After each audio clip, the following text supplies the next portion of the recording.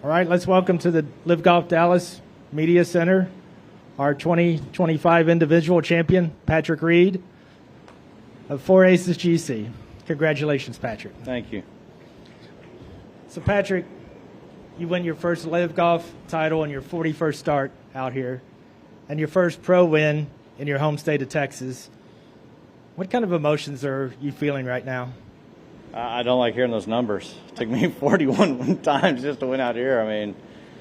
It took too long, I felt like, but, to kind of check two things off, not only winning for the first time on LIV, but also doing it in my home state means a lot. It's just been, I feel like a long time coming to, win out here. I feel like the game's been solid. It's just, even like today, you always deal with adversity throughout every tournament you play. It's just how you're going to respond to handle it. And, luckily I was able to kind of ride the ship today and get in a playoff and, make that putt at the end. I was going to ask you to take us through the day. You probably didn't think 75 would get the job done, but Maridoe proved to be a really challenging test this week. Bummer.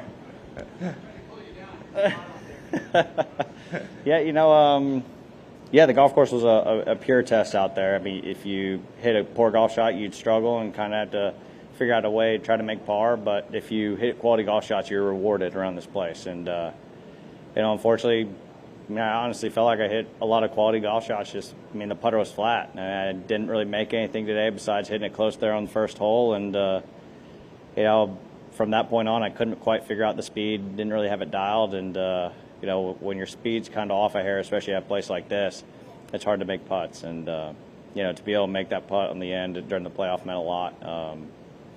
I looked down my putter, and it's actually my daughter's putter. It's her head. And it says the Windsor Wells all over it. And I just looked down, and I was like, come on, honey, we got to make one.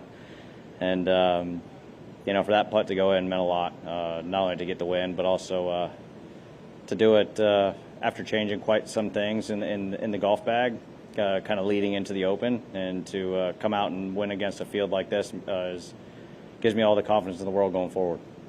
All right, we'll open it up for questions to the media. If you have a question, please raise your hand. Matt, over here to the right. Patrick, what do you think that says about you, that when things get tight and despite struggling on the front nine, able to make a bunch of clutch up and downs on the back nine to keep things together and eventually make a great iron shot to win in the playoff? Yeah, I think the biggest turning point today would have been there on hole 12. Thought I actually hit a decent drive. It just was a hair lower than the previous day, so it didn't quite kind of peel with the wind, end up in that left rough. And I had opportunity to maybe be stupid and try to go through the tree over, to try to hit it towards the green. And Cass is like, hey, just let's lean on the wedge game and get it done. And to be able to go ahead and lay up and get up and down for par from 150 yards, that gave me the confidence kind of going forward that, hey, the game's where it needs to be. You just need to ride the ship. You got all the bad stuff out of the way, so now let's go out and try to win this golf tournament. And, I was lucky enough there to have start hitting the ball a little better there on the back nine towards the back half, and was able to give myself a lot of decent birdie looks. Just, unfortunately didn't really make any until the last hole. You had a pretty sick club twirl on the playoff hole. Did you feel it coming off the face? Yeah, when I hit it, I knew it was going to be pretty good distance-wise. The biggest thing was out of the rough. The ball gets so squirrely, you just don't know if it's going to go with the wind or stay straight. But I felt like I made a really quality golf swing there, and I got rewarded for kind of staying straight rather than kind of drifting with the wind. And to be able to go ahead and make that putt at drip speed like that, especially after missing so many putts that really throughout the day I felt like I had a lot of speed putts. You had to match up a perfect speed with the line, and unfortunately I wasn't able to do that basically all day, and to be able to do that in the end meant a lot. Congratulations. Thanks, buddy. Any other questions?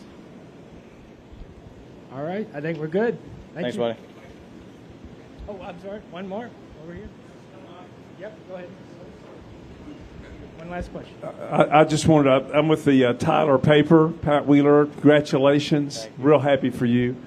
I just would like for you to comment on the golf course. It was like a major championship setup, wasn't it? I saw the rough. It was amazing to watch you guys try to hit out of that Bermuda.